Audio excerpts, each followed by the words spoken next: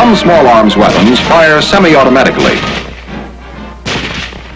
Some fire automatically. And some can fire both ways.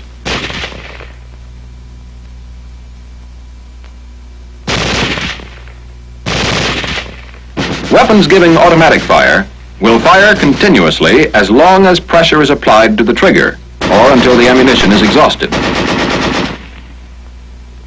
This permits spraying of a target with a continuous stream of fire.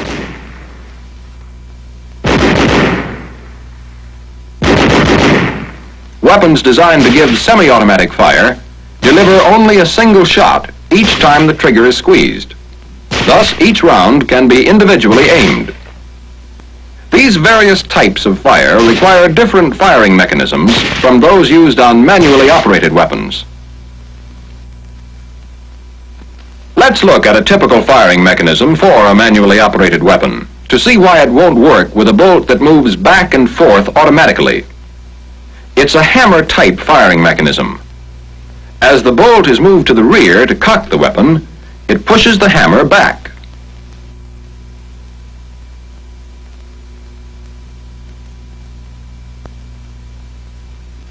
Squeezing the trigger releases the hammer to fire the round. The bolt is moved back by the force of the explosion and is immediately closed by the return spring. Right here is the difficulty. The bolt opens and closes before there is time to release the trigger. Actually, it's faster than the eye can follow. As a result of this rapid movement, the sear is still held down by the trigger when the bolt is closed. Since there's nothing to catch the hammer, it follows the bolt forward, but it doesn't have enough force to fire the next round, and firing stops. In other words, a firing mechanism is needed that will stay cocked even though the bolt goes back and forth at terrific speed. First, let's build a typical firing mechanism for semi-automatic fire. Such a mechanism must remain cocked with the trigger held to the rear. It should fire when the trigger is released and then squeezed again. This can be done in a number of different ways. Here on our model, we've added a new sear of the same type as the first one. It is mounted so it can pivot independently of the trigger. Now, we'll mount a spring under the new sear to hold it up where it can catch the hammer.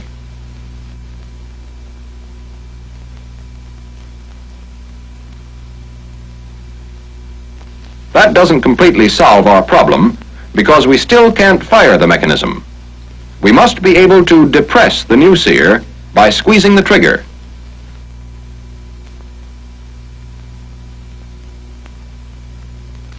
What is needed is a connection between the two sears. We'll put a link on the original sear.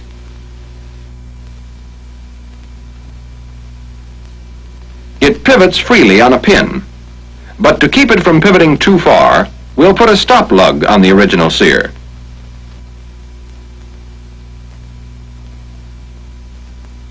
Now the link always returns to its original position. The link is long enough to reach to the new sear, and to make contact with it, we'll put on another small lug. Now watch what happens. The hammer is held cocked by the new sear. When the trigger is squeezed, the link moves the new sear down, releasing the hammer. A fraction of a second later, the link slips off of the lug, and the new sear pops up to catch the hammer again.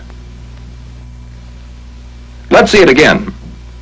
The sears come down together, releasing the hammer. The new sear snaps up and catches the hammer, even though the trigger is still held back.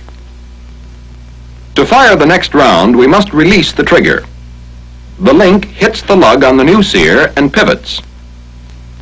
After it passes the lug, it drops back into its original position, and the firing mechanism is ready to fire the next round. We now have a semi-automatic firing mechanism. Each time we fire, the bolt moves back and forth before the trigger can be released.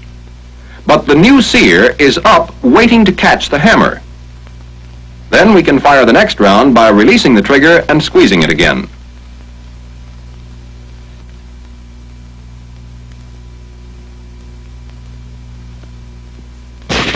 Semi-automatic fire. One shot each time the trigger is squeezed. To get automatic fire, we must arrange the firing mechanism so the weapon will fire continuously as long as pressure is applied to the trigger.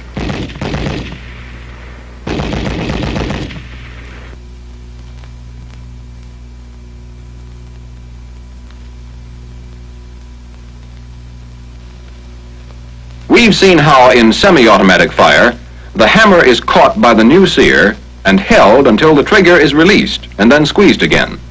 But in automatic fire, the trigger will be held back, so we need a means of firing each time the bolt closes, even with the trigger back. That means on this mechanism, we must disconnect the new sear from the hammer each time the bolt closes. A part such as this disconnector will do the job for us. We've mounted it so that it can move up and down. As it moves down, it depresses the sear and releases the hammer.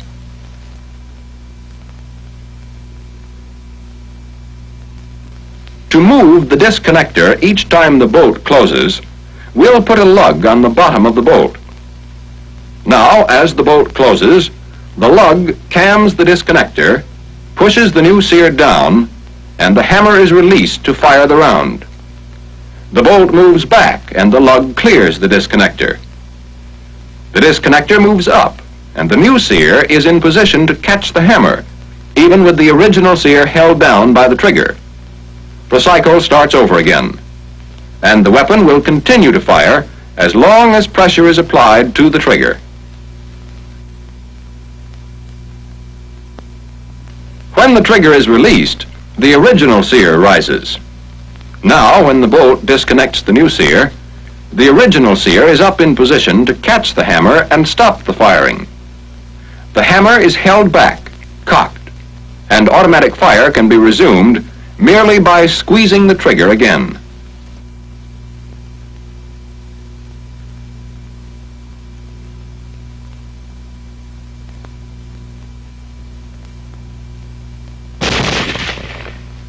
Now let's look at weapons which have both automatic fire and semi-automatic fire. These weapons have a lever to select the type of fire desired. These firing mechanisms are not much different from the ones we have just seen. All that's done is to arrange the disconnector so it can be shifted in or out of engagement with the new sear.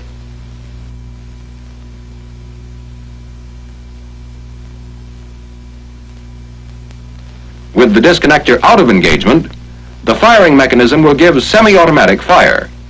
One shot each time the trigger is squeezed.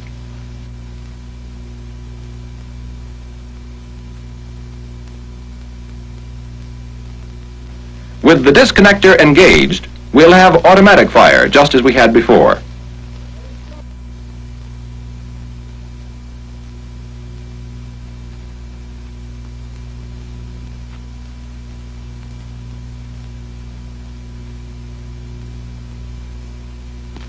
That covers the basic principles for both semi-automatic and automatic fire. You'll find many different types of firing mechanisms on small arms weapons, but all of them have to perform the same operations we've pointed out to take full advantage of the speed and convenience of modern weapons.